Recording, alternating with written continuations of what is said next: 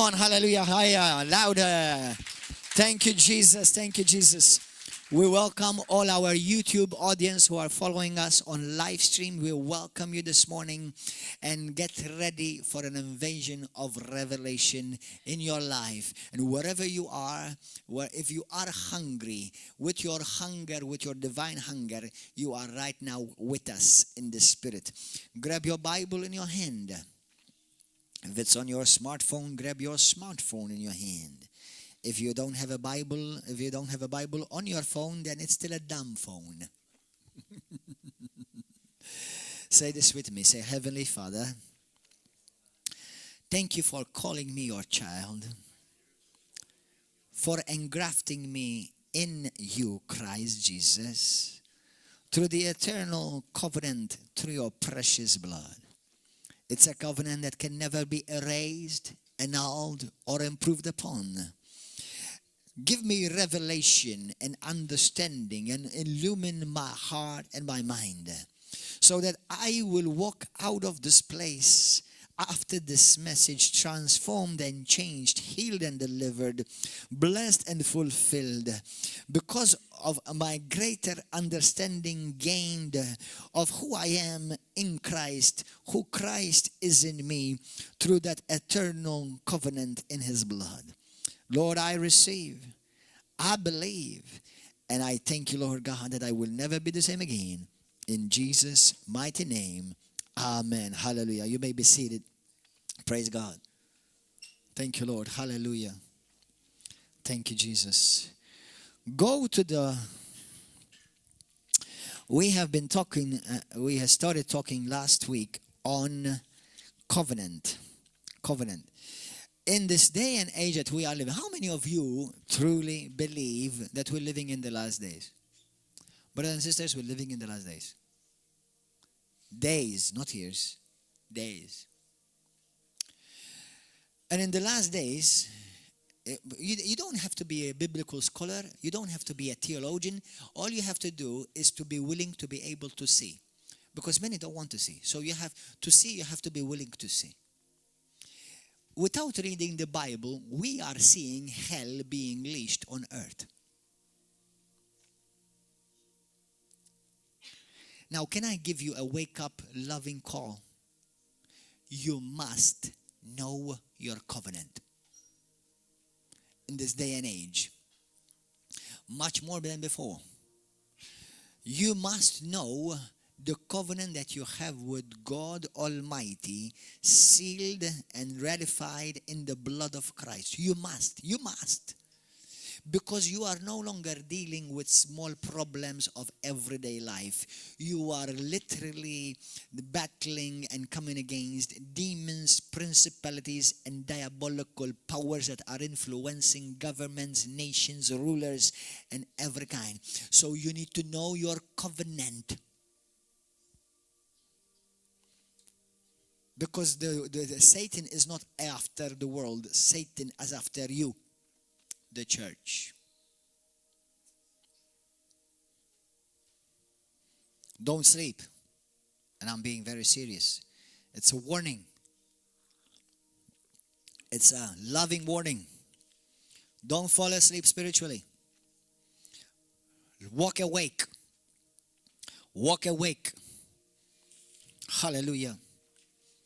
I want to remind you, please switch off your mobiles. Remember that. I want you to go to Isaiah 54. Thank you, Holy Spirit. What is a covenant? What is a covenant? Let me tell you what it is not. It is not a contract. A covenant is not a contract. A covenant is a very, very serious thing, very powerful thing. As a matter of fact, in all of the universe, you know, if you watched Avengers, there are many universes. How many of you watched Avengers? Superheroes. I love watching that. Now, but it's true. There are many universes. There are many planets. Hallelujah. There are many atmospheres. There are many different levels of atmospheres. in all of the universe, in all of creation, seen and unseen, there is nothing more powerful than this. The covenant that God Almighty has done through the blood of His Son. There's nothing more powerful than it. Nothing. And in Ephesians chapter 2, if we'll have time later, we may look at it. The Bible talks about, Paul says, how many of God's people walk ignorant of the covenants of God. And because one walks ignorant of the covenants of God, they walk like pagans and heathens who have no God. So that means, I'll give you a perfect example. In Galatians chapter 4, the Bible says, starting from verse 1, is that he says this, you may be the child of God indeed, but if you do not know that, you will not benefit from the blessings that God has claimed and has put in your name. Because even though by legalities you are a child of the King, but because you lack knowledge and revelation, you will still walk like a sinner, defeated and conquered by Satan.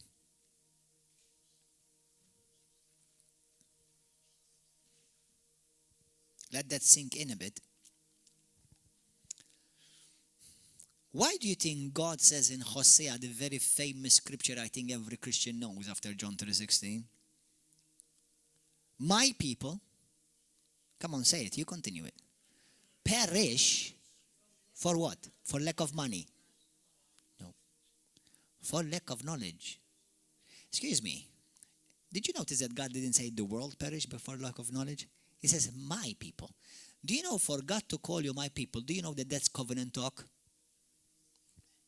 Do you know that phrase, Hosea 4:6, is covenant talk?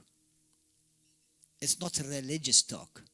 If God calls you my son, that's not just some loving, gooey word. He is calling you my son, part of myself. You and I are one.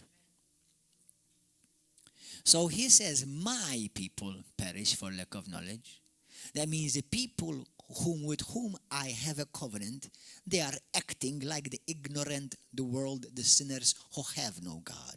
And because they act without the knowledge and the revelation of the covenant that they have with me, then they don't benefit from the covenant. I'll give you a perfect example. In Chicago, some 25 or maybe 30 years ago, this is a true story, there was a man that he just had a simple ailment of a headache. And he went to the pharmacist and he asked for medicine against headache. And I think he was given something like Tylenol. Have you ever heard of Tylenol? They come into like these capsules, you can open them and that stuff. Have you ever had? Well, it's like Panadol for us. Okay? But somebody in this Tylenol, instead of putting aspirin inside of it, they put cyanide. He was healed from his headache. It completely killed him. Just because he believed it was Tylenol that was going to remove his headache, did it work? You see, for the lack of his knowledge, you see, what you don't know may be killing you. And that's exactly the same situation of Malta right now, of Gozo right now. Many who are in the leadership in the government, many who are ruling and running this nation, many nations, not just here. What they don't know is killing them.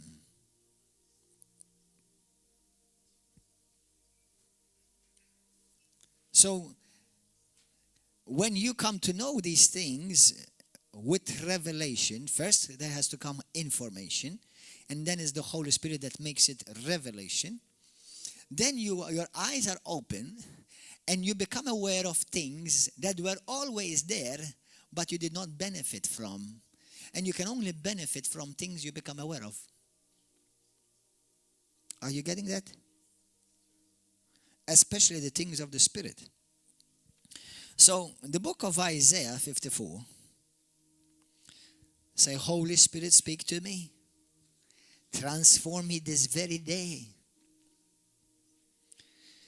Isaiah 54, verse, a very beautiful scripture. Verse 10. Hallelujah. For the mountains shall depart and the hills may be removed, but my kindness shall not depart from you. Brothers and sisters, how many of you really know that God loves you? How many people, how many Christians you know walk with the revelation that God loves them? It's not just knowing, oh yeah, God loves me, Jesus loves me, this I know, for the Bible tells me so. Well, it's nice. It's true. The Bible tells you so. But what about if Christians walk in the revelation that there is a covenant God loving them with a covenant love that will never depart from them? And God is saying, I am with you. I am backing you up. Whatever you are doing it in my name because the covenant has made us one.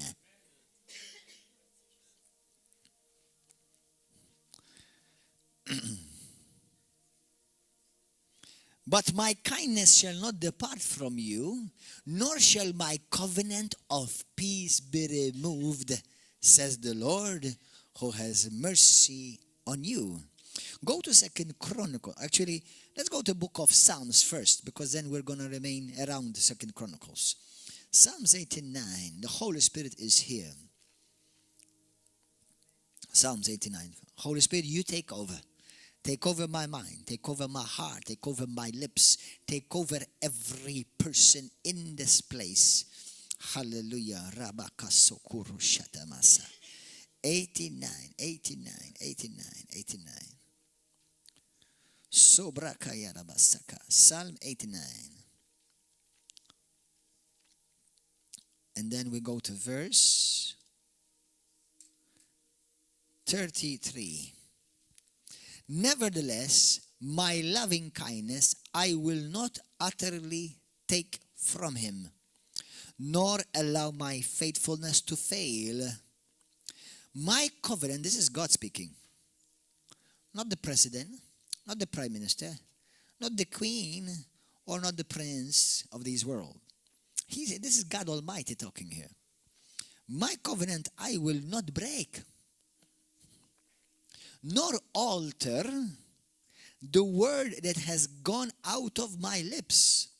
Once I have sworn by my holiness, I will not lie to David. Do you know that we are children of David? Jesus is son of David. In Christ we are seeds of David. And his seed shall endure forever. Talking about the Messiah. We are in the Messiah. And his throne as the sun before me. It shall be established forever like the moon, even like the faithful witness in the sky.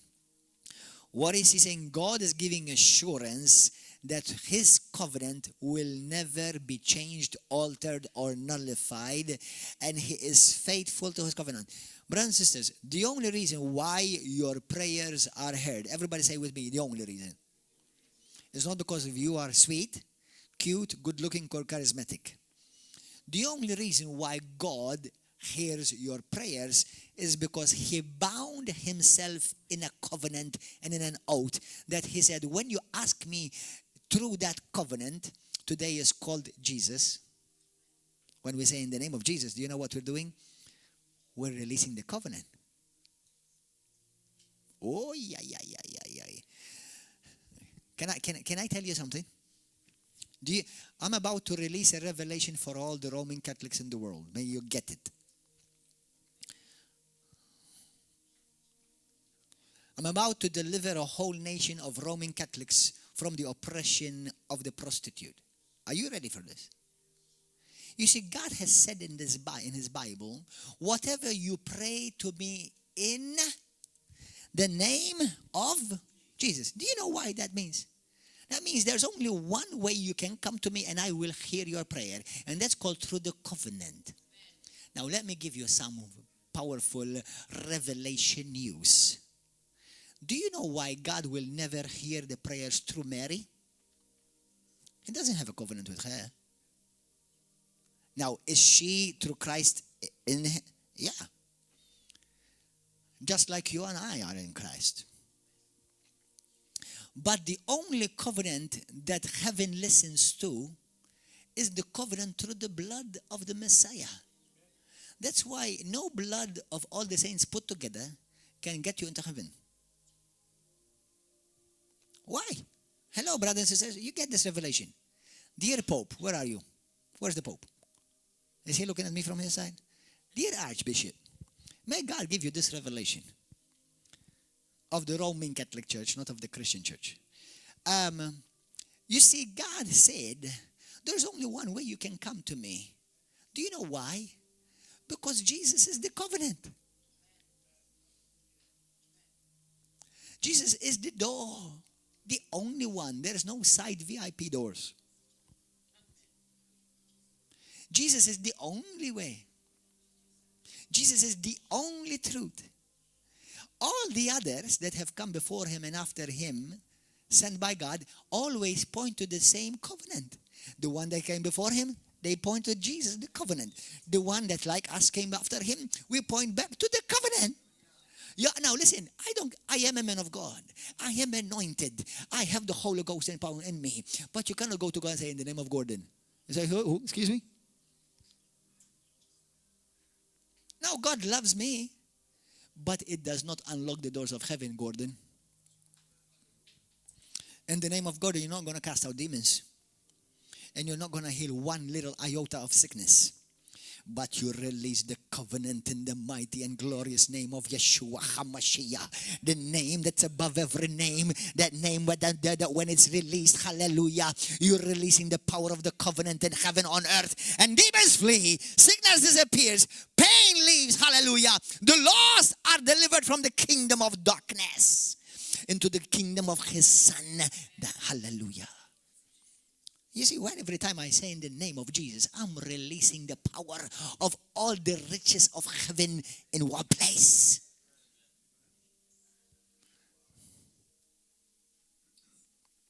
That's why let it be known to all those who love the truth in Roman Catholicism, Protestantism, or evangelicalism, or all the other isms in the world, that there is only one name that has been given to men under heaven. And by one name, you can only, by one name that name only you can be saved, healed, delivered, set free, filled with the Holy Ghost, washed by the blood of Jesus. That name is Jesus Christ of Nazareth, the Son of the living God. And there is no other name. Hallelujah. And I'll give you another tip for free, for no extra charge. Do you know why Catholics, they need all these saints to pray for them? Because they don't know their covenant.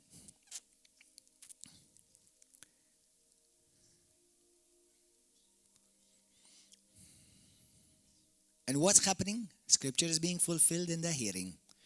You are, now if they have Jesus, but because they're ignorant of the covenant, they live like they don't have one. Because I do believe that there are Roman Catholics who do, in ignorance, love Jesus. But because many of the leaders have starved them to death spiritually, they cannot benefit from the covenant.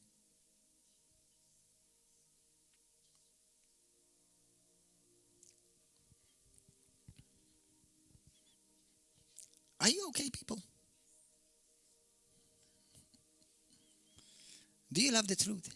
How many of you love the truth? You're in the right place. If you don't, it's your loss. And great will be your loss. Amen. Go to the book of Amala, verse 33. This is what the Bible says. Psalm 89, verse 33. Now verse 34. 4. My covenant I will not break, nor alter the words that has gone out of my lips. Once I have sworn by my holiness, I will not lie to David. His seed shall endure forever, and his thrones as the son of before me. Hallelujah. Go to 2 Chronicles chapter 6. The word covenant means a cut. For those of you who did not hear this, you know, when you go to the, either in the courts, I don't know if they do this anymore in the courts. Do they tell you to lift up your hand? Did they tell you anymore, lift up your right hand? Or your, which one? How was it? There was a time, which one hand? Which one did they tell you to lift up to make a swear? To make an oath? The right one. What is that?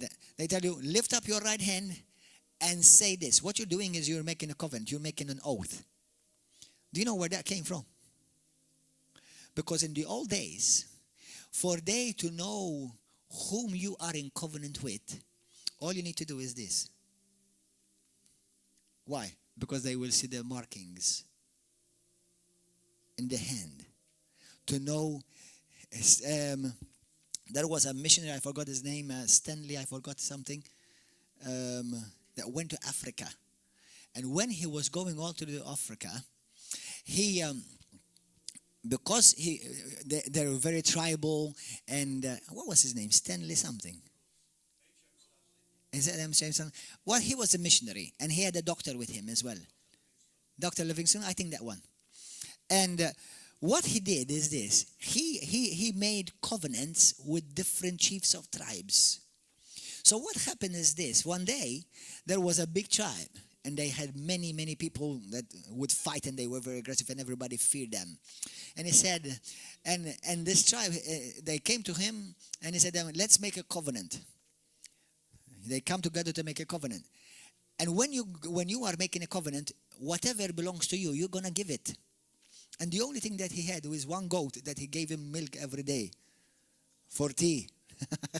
Apparently he was English. He took his tea to England, to Africa with him. You know. And he said, oh, my poor goat. Oh. The chief said, give us the goat. And we'll give you a stick. Stick, goat. Stick, goat. Yeah, but the stick meant, it had the markings on the stick, that whenever you took the stick, all the other tribes, they had to bow and don't dare touch you. Because they knew the moment you touched me, this tribe that I'm in covenant with will come and crush you.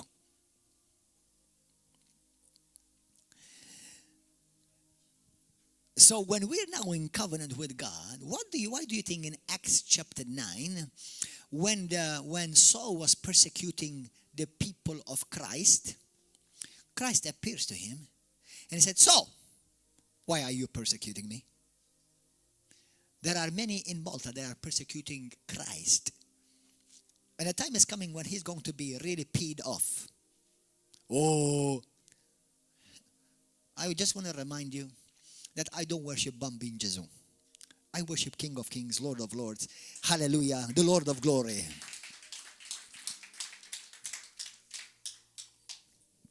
And just in case you don't know the same Jesus Christ, there were times when Jesus Christ in the book of Acts crushed people and killed them. Did you know that? Hello? Did you know that? Did you know that Jesus Christ killed people in the New Testament? In the New Testament. I'm not talking about the God of the Old Testament, by the way, which are the same one anyway. The God of the New Testament, once Jesus Christ rose from the dead, was no longer a lamb. He rose as a lion. He died a lamb, but he rose a lion. And that's why we see in the book of Acts, people dying under the power of God, people go blind under the power of God, people being eaten by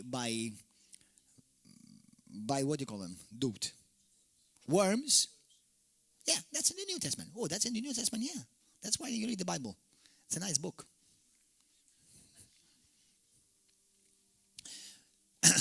And you know why he did this? Now, I want to remind you, when Jesus Christ is coming, he's coming as the King of Kings and the Lord of Lords, and he's coming as a mighty king to crush the enemies. And do you know whose enemies? Yours. Mine. Unless they repent.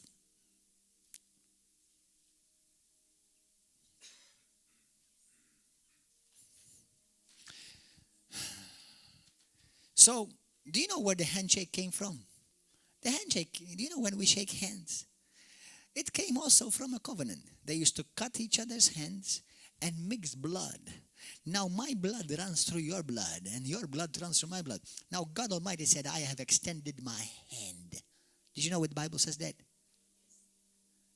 That with my own right hand, I have brought salvation and I made a covenant. Do you know what that hand is called? The right hand. Jesus Christ. Isaiah 53. It says that with my own arm I have brought I myself have brought salvation. When we say, Lord, extend your mighty right hand, you know what he's saying? Bring judgment. Why? Because you see, God is saying, you see, I have extended my hand, and if you extend your hand and let my blood run through your veins and let now your life becomes my life, now whatever is accessible to me becomes accessible to you. Whatever is accessible to you becomes accessible to me, because no longer you and I, it's now we. This is powerful stuff. Man, if Christians live by the revelation of this, I will be in government prime minister tomorrow. Because many Christians think that the church is just to be supposed gooey, I love you, just I love you just the way you are. You know, and you know what? It's okay, God loves variety. And if you're a pervert, God made you that way. If you're a child molester, God made you that way. If you like men or women or like both of them, yeah, God made you that way. He loves variety. This is what has been preached in our nation recently. By a priest not of God, of Rome, the prostitute. Why do you speak like that, Pastor? You see, I'm an ambassador of the kingdom, and I'm not an ambassador for a party or a political agenda. I speak the truth that can change and will never change for nobody. Now, we are glad to see you, but nobody forced you to come.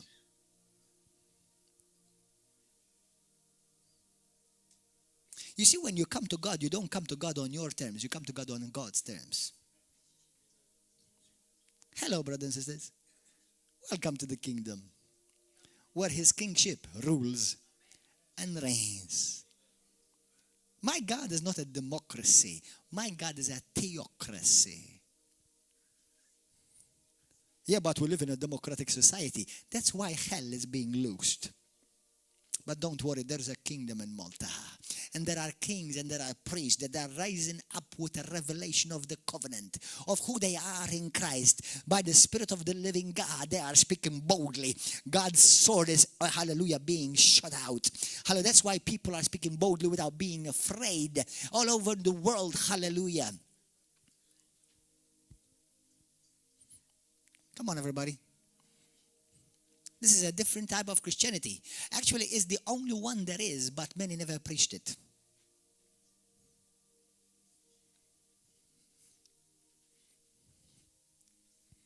Hallelujah. Amen. If you're getting nervous, it's okay. As long as you're thinking. At least if it makes you nervous, at least think. If you don't think, you sink and stink. Go to 2 Chronicles. Hallelujah. 2 Chronicles chapter 6. Verse 14.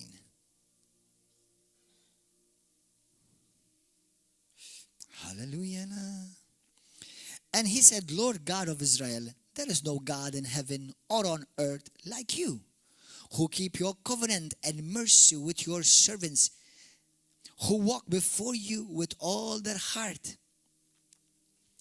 Our God is a covenant keeper. Now, for those of you who either have not heard me or have forgotten, I want to repeat some things I've said last week. When we are in covenant, it means that I belong to God. But when I'm in covenant with God, also means that God belongs to me. Why do you think God is called the God of Abraham, Isaac, and Jacob, and in Acts 19, a God of Paul? You see, today, in the river of love, we worship the God of Abraham, Isaac, Jacob, Isaiah, prophets, and the apostles, the God of Paul, the God of John, and the God of Gordon. Yeah, you worship my God. Did you know that? And it doesn't mean because I made him up. It's because I'm in covenant with God, and God is covenant with me. And actually, thank God he didn't seal that covenant in my blood. He sealed that covenant in his own blood. So it will never be broken, even if I make a poo-poo. Did you know that? You see, in the Old Testament, when God made a covenant with somebody, or you would make a covenant with anybody, even just between two humans, and the covenant is broken, the one who breaks the covenant had to die. Did you know that? They would be killed. Do you know why God killed the Israelites? They knew what they're going to do. Because they broke covenant. And you know why he killed them? You see, number one, God is a righteous judge. You see, many times we don't understand the Bible. Listen to this, brothers and sisters. When I am faithful to my covenant, when I am saying I'm a man of God, that means I love what God loves. I hate what God hates. I am for what God is for. I'm against what God is against. If I'm going to say myself, I'm a truly Christian. Now, you see, people think that just being religious is not a Christian. Satan is religious, but he's not a Christian. Atheists are religious. Why do they spend so much time talking about the God that they don't believe in? You can't be mentally okay talking about somebody that does not exist. Like I never attack Hubba Bubba. I don't preach Hubba Bubba. Why? Because he doesn't exist. I can't keep attacking Hubba Bubba and I know he doesn't exist. You have to be mentally not good. Not stable.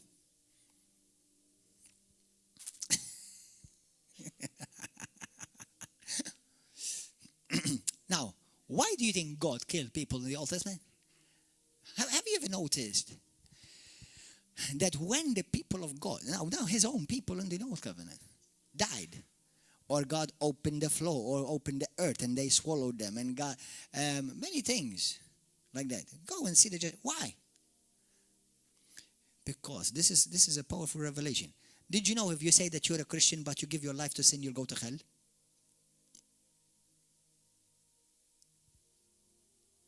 Now, you could be going to and attending every church building in this land, but if you live in sin, you'll go to hell. Oh, but I believed in Jesus. So does the devil. Why? Let me tell you something. This is powerful. When I am in covenant with God, his kingdom becomes my priority, my focus, my reality, my life. I don't do Christian. I am Christian. I cannot just, some people say, brother, pastor, you just leave the politics for the politicians. You just preach about Jesus. Jesus is about life, so I have to preach about life. Jesus is against the killing of the innocent in the womb, so I have to preach against that. Jesus is for marriage between a woman and a man, so I have to proclaim that. Jesus is against perversion and every kind of sick and diabolical sin that some call it, an expression or a freedom. It's okay, you are free to go to hell, but you're not free to take others with you.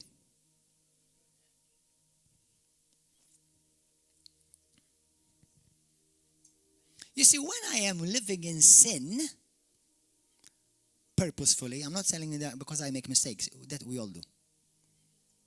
What I'm doing is this, get this. I am making a covenant with God's enemy. That's why God hates sin so much. You are proclaiming your independence of God and your superiority over God when you say, I want to live this way. Whether it's lying, cheating, whether it's screwing women, men, or both of them, it doesn't matter. What you're doing, you are declaring your independence from God and your superiority above Him. So now when I am living in willful sin, which Hebrews chapter 10 warns that if you do, you will go straight to hell, you will insult the Spirit of grace and you trample the blood of the covenant.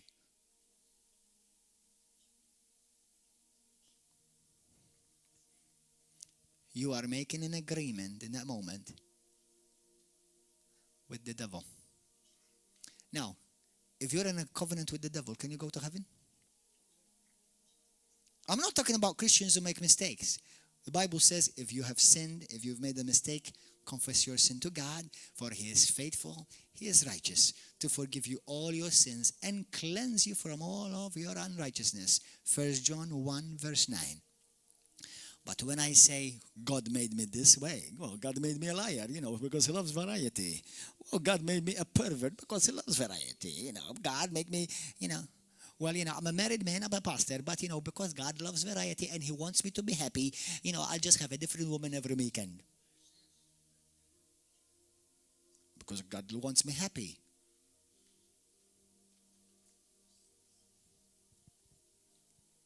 What I'm doing when I do that, I am joining myself, the Bible says, to the devil.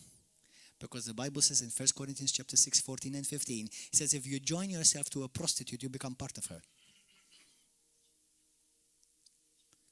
You know that the Bible says that, right? I'm quoting you scripture and verse. Chapter and verse. So if I join myself to filth, I become filth. If I join myself to God, I become a part of God. That's why 1 Corinthians 6, 17, one of the most top scriptures of favorite of mine. Read it. Open your Bible. Read it right now. Read it. 1 Corinthians 6, 17. Read it. Open your Bible. I gave you a bunch of other scriptures. I want you to see this. I want you to chew this. Go home and declare it every day over your life. See it. Because this is this type of a scripture where it's too good to be true, but it's true and it's very good. 1 Corinthians chapter 6 verse 17. You know it, brother? Good. Whoever is joined, I'm joined with my wife. The two most powerful covenants in the world are the covenant between God and Jesus Christ on behalf of humanity. And the most powerful covenant is between the husband and the wife. And may I say, most especially between a man and a woman of God. Because I'm not going to open up in detail on this. Not every marriage is a covenant made by God. The Bible says there are marriages that are joined by men and there are marriages joined by God. That's why Jesus says, no man shall put asunder what God has put together. It doesn't mean that everything that joins together is joined by God. There are marriages that are joined by God, and there are marriages that are joined by the family, or by the circumstances, or by sex, or because she got pregnant, or because I am fed up from my mama and my papa, so I need an escape route, so let's get married, that's better. And you were in purgatory and then went to hell.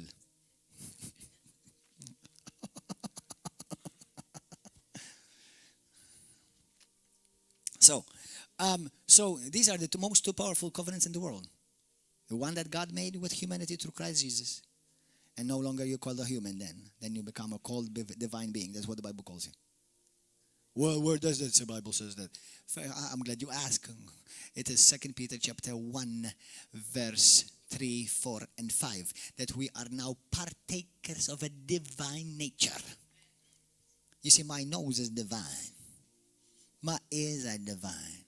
Now, that's a bit of a joke in a sense. What's divine is the Spirit of God that's on me. Okay, the outside is the shell, it's human. But the inside is divine. Okay? So, 1 Corinthians chapter 6, verse 17, what does it say? Everybody read it together. For whoever is joined unto the Lord is what? One spirit. If you have the King James, if you may have the New King James or the New American Standard, it may say you are one spirit with him. But actually, if you have the King James, it puts it exactly the way it is put in the Bible. Whoever is joined unto the Lord is one spirit. That's it. The word with him is added to make more sense. But if you take it by revelation, it only says whoever is joined unto the Lord is one spirit. That's why now, when I say I'm a Christian, it doesn't mean because I go to church, although we go to church. But when I say I'm a Christian, it means that Christ is in me, and God Almighty and his Spirit now lives on the inside of me. Why do you think Paul says, Galatians chapter 2 verse 20, for I have been crucified with Christ. It's no longer I who live, but it's now Christ who lives in me. And the life which I now live in this flesh, I live it by faith in the Son of God who delivered me and gave himself up for me. You see, Jesus gave up his spirit so that I receive it. I gave up my body so he receives it. So that's why now my body is called the body of Christ, and now he is called my head. That's why we're two. You don't see a head on its own and a body of its own. That's why we breathe Christ. We speak Christ. How long are you going to talk about Jesus without stop all the time? I breathe him. I live him. I think about him. I meditate him. And anything I want to that's out of him, I don't want to have nothing to do with it. Well, you're brainwashed. Oh, I'm not just brainwashed. I'm body washed. I'm spirit washed. Everything has been washed. Hallelujah. You think you're insulting me because you say I'm brainwashed? Hallelujah. Praise God. I claim that in Jesus' name every day. And just in case you didn't know, you need some good brainwashing because you have a filthy brain.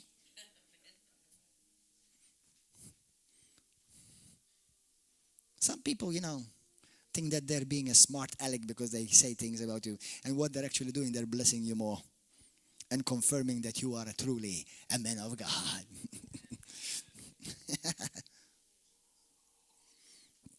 Hallelujah. So what does it mean as a covenant? A covenant means whatever belongs to me belongs to God. Whatever belongs to God now belongs to me. Hallelujah. My strengths are his strengths, which are my weaknesses really. But his strengths, and he has no weaknesses, are my weaknesses. Now his name is my name. My name is his name. My pains are his. His strengths, his healings, his life is mine.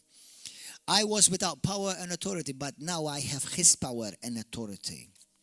Hallelujah. One of the things that really gave me a powerful revelation last week, and I shared it, and I want to say it this morning, is that we see covenant only after the fall. There is no covenants in heaven, brothers. Covenants are only done on earth. Did you know that? Have you ever noticed why? And let me repeat myself because this was such a good piece of yummy, chunky meat of the word. You see, because covenant had to be done to restore something that was broken. That's why until there was sin, there was no covenant needed. Because when God created men, he created men out of him, like him, in him. And he was part of him. So when the men sinned, Adam and Eve sinned, there was a severance and there was a cutoff. And then God says, then I will make a covenant, so I will bring you back to me and redeem you back to me. Because we were one. Now there was a separation. But I want you to come back to me so that we will be one again. But in the Old Testament, it could never make you completely one with God because it was only done to the blood of bulls and cows and goats. But today, God came from heaven and he took on a tent and a flesh like yours and like mine. Hallelujah. And he shed the blood that ran through his veins. And it was not the blood of a man or a woman. It was the blood of God Almighty. That's why one drop of blood can wash away all the sins of the world instantly.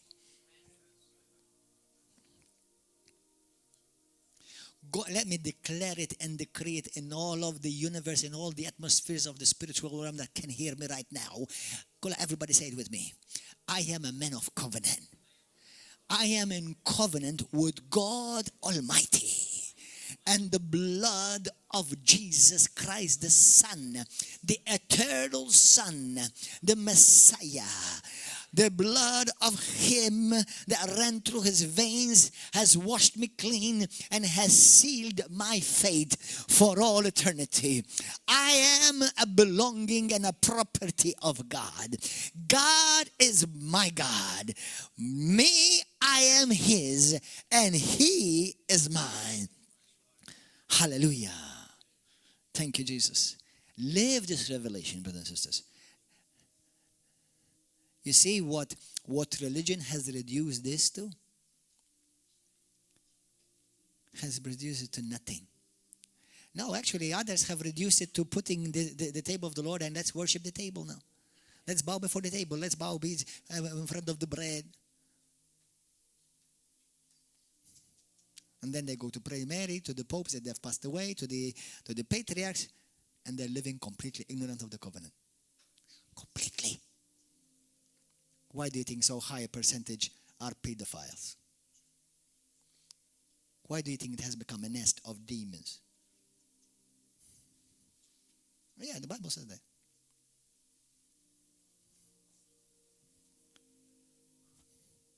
And if you love them, tell them the truth and help them get delivered from Babylon. A day is coming when fire shall fall from heaven. It will come to pass, just like everything else God promised. But upon you, we have been delivered from the wrath to come, because the wrath have been taken for us by Jesus Christ, the Son of the living God. You know, when we lift up this bread, I want to remind you, when we lift up this bread, do you know what we're doing? This is a representation of the body of Christ, pierced. On one side, notice it. Where's the camera? Which camera is on me? Give me this camera. Here.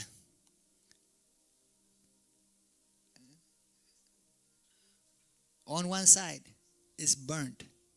Do you know what it represents? Do you know what the fire of God represents in the Bible? It represents the wrath and the judgment of God. Do you know that on the cross, Jesus Christ bore the judgment of God for you and for me? Do you know now why somebody who have rejected Christ will go to hell? You either bear the fire of hell, or else you receive Jesus Christ who bore the fire of the judgment of God for you.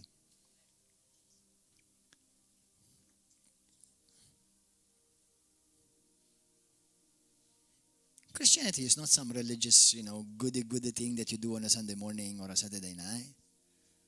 Christianity is heaven on earth, if it's lived out the right way. When Jesus came, you know what he said? Your kingdom, your king dominion, the dominion of the king, may it come upon earth. And whatever you do on heaven, may it be done on this earth. Whatever you will and is going on in heaven, may it be done and go on in this earth. Yet many Christians pray it all the time. Our Father which art in heaven, hallowed be thy name. Thy kingdom come, thy will be done on earth as it is in heaven. Well, stop and meditate it. His king dominion, that's what kingdom means. May the dominion of the king dominate our parliament. May the dominion of the king dominate our government. May the dominion of the king dominate our nation. May this nation of Malta and Gozo get on God on their knees, worship the true and living God, and may they rise up to come to know the covenant that God has given us through our father in the faith, Paul, hallelujah, who brought the faith to this nation. And when he came, all the nation turned to Jesus Christ. May those days come again to this nation, hallelujah, so that we will know that we have been a chosen people from generations past, and that we will not walk and trample upon the blood of the covenant and despise what Jesus did for us and continue to insult him on national media, paid from the taxes of the Maltese people. Poveri.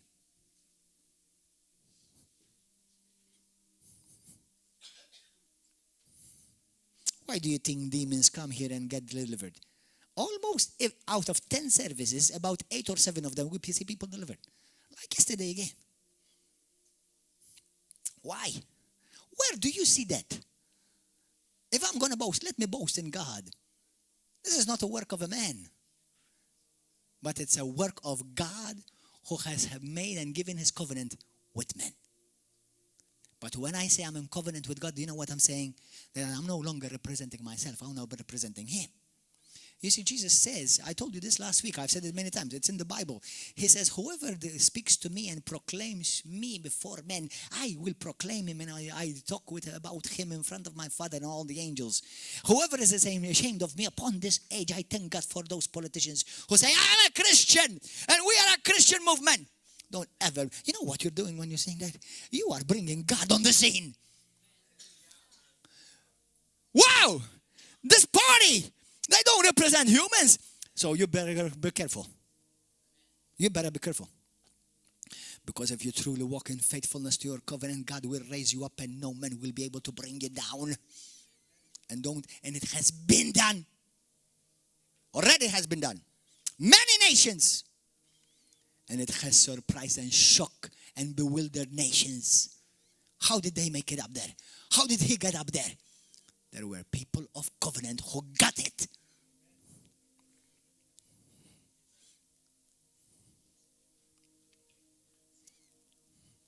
A day is coming when the pride will be brought low and the humble will be raised up. Hallelujah.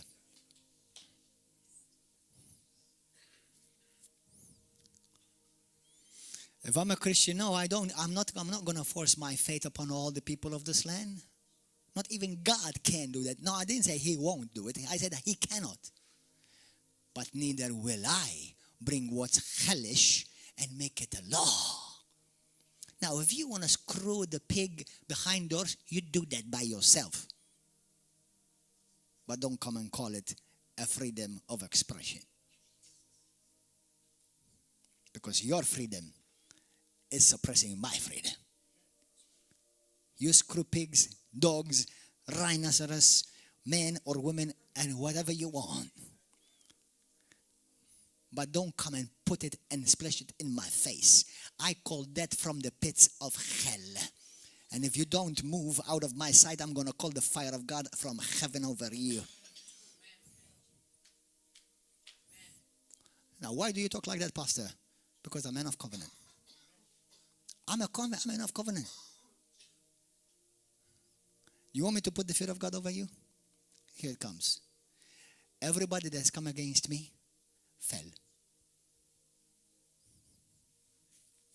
Everyone that has come against a true and a genuine man of God. And I'm not saying a true, genuine man of God does not have weaknesses and does not have mistakes. Oh, and if I make a mistake, I must retrieve it.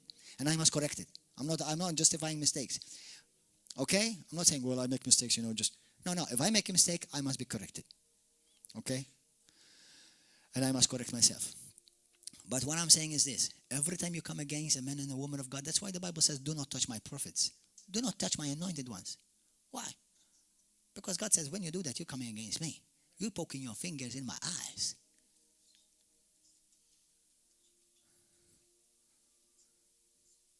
I have not yet once, till this very day, God is my witness, that somebody has come against me and they're doing okay today. Not one. Now listen to this. I love hearing brother preachers who just encourage people. Man, I know I'm going to I mention his name. You're going to maybe some of you will be surprised and shocked if I mention his name. For example, I like listening to Joel Osteen. Man, you're precious, brother. I love you, man. I know some people take it against you. I love you. You're a wonderful encouragement. I have watched you. Why can't I preach like Joel Osteen? Oh, God. Joel Osteen is called as an encourager to the body of Christ. I'm not. I'm not saying that I don't want to encourage you. Of course I will encourage you. But I have a different spine.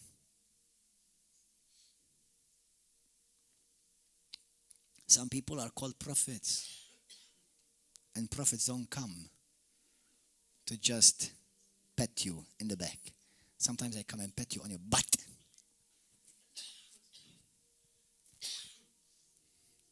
I come in a grace of apostolic grace. And I don't say this to, don't treat me any different than anybody else. I'm a brother to you. But under the anointing that I send is different.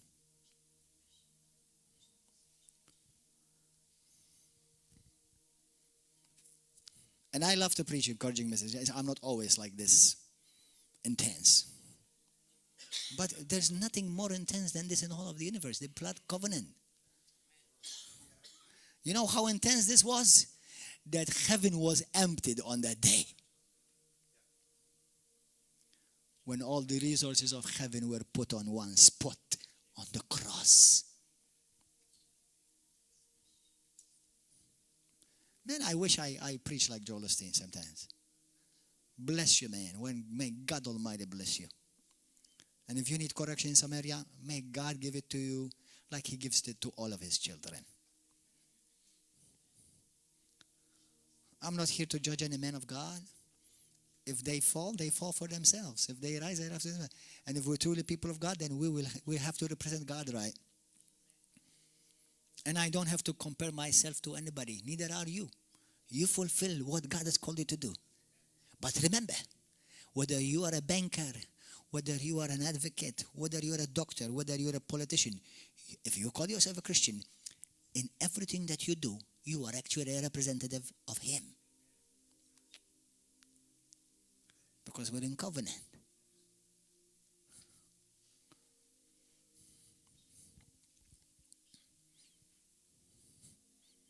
Hallelujah. Man, where am I going? Maybe we should pray, right? I think it's a lot of meat this morning, no? Don't blame me. Blame God. Am I not speaking for Him and His word?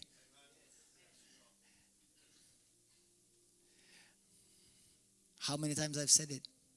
I wish the Bible was not true. The Bible is not a fairy tale. It's a book of covenants. And the greatest one was completed through the blood of His Son, Jesus. I mess up, and I thank God for the blood of Jesus. I thank God for His mercy. That's why you never judge a brother. Because God has still remained faithful if he messed up. You pray that he will be restored back in fellowship with God. But anyone who justifies sin, propagates sin and filth, he is not a brother.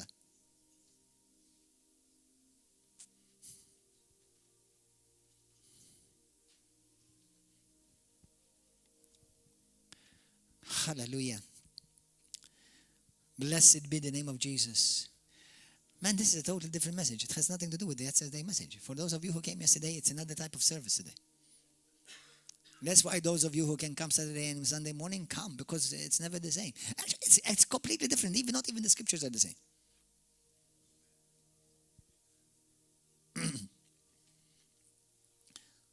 Hallelujah. Let's pray.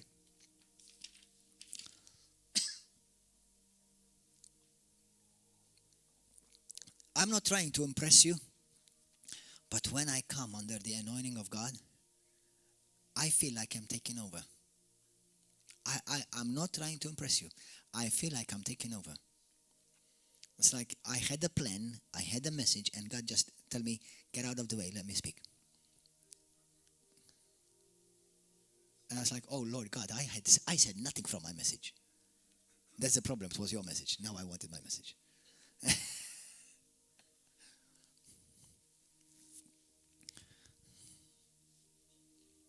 Let's pray. I want you to make a good reflection in your heart. Father, this is so awesome. This is so great. This is so much greater than myself and greater than the greatest thing that I can ever think, Lord. Lord, you deserve the best, Lord. Help us, Christians, who call ourselves the church of the living God, the Christians, the people of covenant. Lord, help us to represent you well, because the part of your covenant, your side, you always represent me well.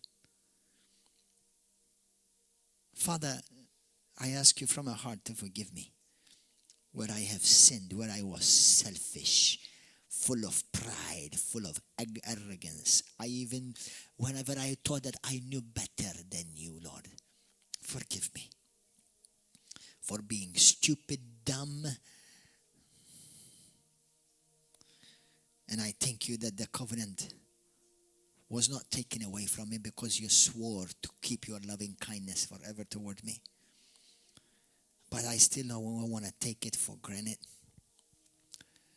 Precious Savior, may you send out the wind of the revelation of your Spirit over this nation of Malta and Gozo, in all of the churches, in all those who may call upon your name. Lord, let your church arise in this hour. Help your church in this nation, that they will represent you well upon this nation. Stop compromising and stop making covenants with the devil. Lord, we repent on behalf of the church today. I repent on behalf of pastors who have taken it against you or have sinned against you. I repent on behalf of leaders, priests, bishops, presbyters who have spoken and preached heresies, things that offend you and insulted the Spirit of grace and have trampled upon underfoot the blood of the covenant. Have mercy. We ask you to give them the grace to be able to see, open their eyes. Lord, one day we will appear before you. And we are a people that have no excuse. I thank you for your faithfulness, for your love, for your mercy. For you have said yourself that even when I am faithless, you remain faithful. But I don't want to use that as an excuse, because I have no excuse. You've given me your Son. You've given me your blood. You've given me your word. You've given me your Holy Spirit. You've given me your promises. You have made an oath. You cannot lie. You will not take back what you've spoken. Father, from now until the time you call me to be with you, may I live with the awareness that I'm a man of covenant.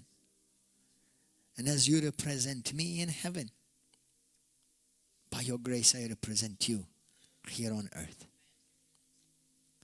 I know that you are full of love, and your love you will not take away from me. But may my life be an example of honor to you. And may those who are truly seeking after you, may they see in me you. And if wherever I may have not been a good example or a good representation of you, I'm sorry, Lord. You don't deserve that. We need revival.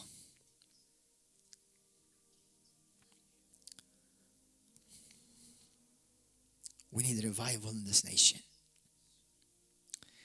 Raise up men, women of God, who fear you, who love you. Bring revival to Malta and Gozo. Bring revival to Europe, to Mediterranean. Receive the fruit of the cross. Send the fire of your Holy Spirit in the church and purify the church.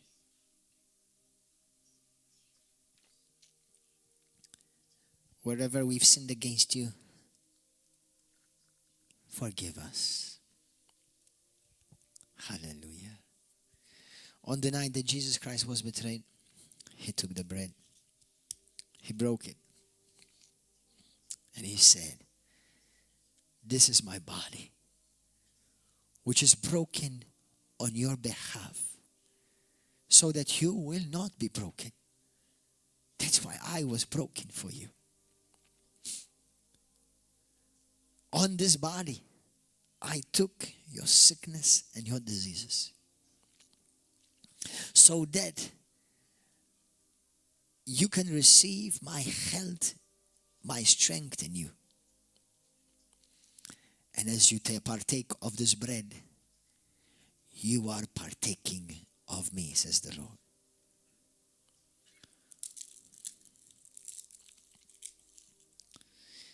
And after they ate, Jesus Christ took the cup and he said, this is the cup of the new covenant in my blood. The blood which is shed for the forgiveness of sins of all mankind. Blessed are you who have been invited to the table of the Lord. Blessed are you who have been invited to eat at the table of the King. The blood of the Son of God cleanses you, forgives you of all your sin, no matter what it is.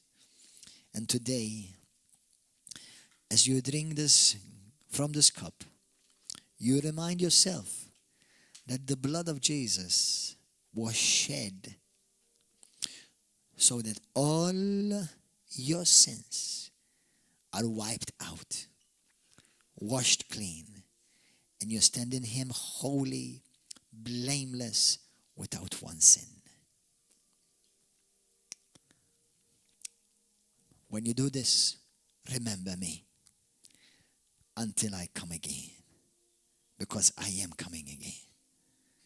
And I will be looking for a holy, righteous, spotless bride on fire with the Holy Spirit.